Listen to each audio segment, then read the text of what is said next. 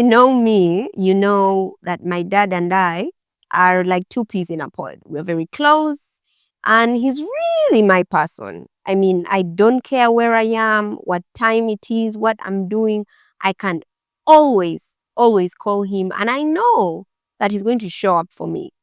But as I say this, and before I get into the gist of what I'm going to share today, I just want to say that because I can count on him at my worst, I decide to live my best with him.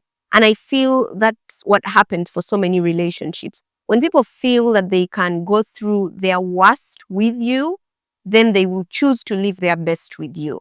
And it doesn't even have to be like anything bad, or many people don't even have to have gotten to their worst yet, but just the feeling that I don't care how bad things get, this person is always going to stand for me. Then when you're at your best, you will always want to be around them or share your best with them, share your wins with them. Anyway, getting into the gist of what we're talking about today, I was sharing about my relationship with my dad, and we're very close. And admirable as that is, that wasn't always the case. There was a time when I was actually really scared of my dad. He's not someone that instills fear. He is very sweet, very chill. Yet we were so scared of him. My siblings and I were so scared of him. Or maybe it was only me. It was so bad that sometimes in the evening when he would come home, we would all literally freeze. Like he walks into the living room and everyone goes quiet. You want to turn off the TV, like you just want to hide. One vivid memory I have of this was a time, I don't remember exactly which year, but my elder sister was in around senior 5 or senior 6. And we were staying in Ginger at the time. So this day, my sister decides to travel to Kampala, which is, for those of you that are not in Uganda, a different city. So she travels about 60 kilometers out, and she says she'll be back by evening. And she says, in case she's not back by the time my dad is back, I should tell him she has gone to Auntie so and so's place. I was like, okay, cool. I imagine she'll be back by evening. And she wasn't. Evening comes, my dad comes back, probably around 7 or 8. He returns and she's not around. Doesn't ask much about her. And he goes to his room, takes a bath, and gets ready for dinner. So now it's probably 9 or 10 p.m. and she's not yet back. So he called my aunt and asks about my sister. And she says, no, I haven't seen her. And now, he's getting really angry, and not really angry, but now being a parent myself, I only imagine what it's like to have your daughter out there and you don't know where they are. So he's probably thinking, where is my daughter? Is she safe? Is everything okay? Somewhere along the way, probably around 10 p.m. or so, my sister returns. And my dad is really angry. And I think I went to another room and he asks her about where she has been. And I think she forgot that she had asked me to lie for her. So she goes on and says, I went to Kampala. I think, I don't remember. I think they had a conversation or something. And then she left. She, went to the room. And then my dad calls for me. And then he's really angry at me and he's asking, why did you lie to me? At that point, I wasn't sure what had transpired because I did not know whether to continue with the lie that my sister and I had agreed on, or, like what's happening. And he goes on to tell me my sister had gone to Kampala and I did not tell him, and he's wondering why. And I was like, well, I don't know. Why are you angry at me? I'm not the one that ran off to another city. I've been here at home being a good girl. I don't know why you're angry at me. But he asked over and over again. And I remember telling him after some time that I was scared to tell him the truth.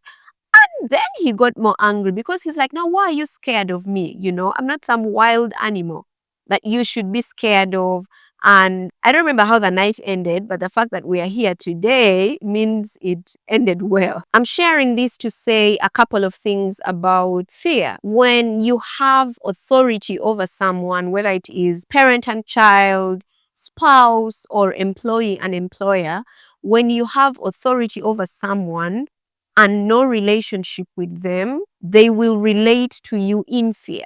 What this means is your expectations of them will be rules and regulations they will try to meet to please you. And when this doesn't happen, they will shun you and in fear hide from you, you know? And one of the things that I like to ask when something happens, something bad around you, are people running to you or are they running from you? When something bad happens, do people say, oh my God, what are we going to tell this person? Oh my God, they're going to be so mad. Oh my God, my life has ended. Or are they thinking, oh my God, something bad has happened. I need to call my person right away. Are they running to you or are they running from you? Because having authority over someone and not having a relationship with them is a huge catalyst for fear. And many times we who have authority, and I'm saying we because I'm not a perfect leader or perfect human being. I've made so many of these mistakes and I'm still learning and growing through them. But many times we who instill fear in people are constantly wondering why people fear us. We are oblivious of the fear that we instill in people. And that's because we genuinely love people, the people that submit to our authority. We genuinely love them and want the best for them. But because we've not gone the extra mile to create connection and relationship with them, they relate with us in fear. And the onus is on us who have authority to create relationship. You don't expect a child to take the first step in creating relationship with a parent. A parent takes the first step. So you who has authority, you take the first step in relating and creating a connection with the people that submit to your authority. Create a relationship of mutual understanding, trust, and respect.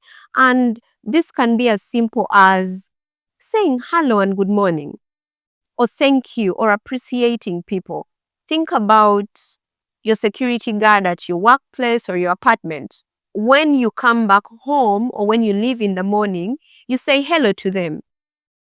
Every time you say hello to them, every time you say good morning, every time you say thank you, you're creating a connection with them. And what will happen is this person will like you. They'll feel like they know you. And surprisingly, they'll start to do nice things for you without you even asking. They'll keep your favorite parking spot. They'll help you carry your groceries upstairs. They'll just want to serve you and submit to your authority because you have a connection and a relationship. You've not required it, you've not asked for it, and yet they're willing to do things and go over and above for you. So like I asked before, when something bad happens, are you the kind of person that people run away from, or are you the kind of person that people run to? If you're the kind of person that people run to, it means you've created certain connections, so thumbs up to you. But if you're the kind of person that people run away from, like me sometimes, you and I have work to do in cultivating relationships with people. So now I want to hear from you in the comments. What are your thoughts on leadership, relationships, and authority? What causes us to relate with people above us in fear? Have you related with people above you in fear before? What caused that? And if you're the kind of person that people don't relate to in fear, what are you doing differently? Share with us. Let's learn and grow together.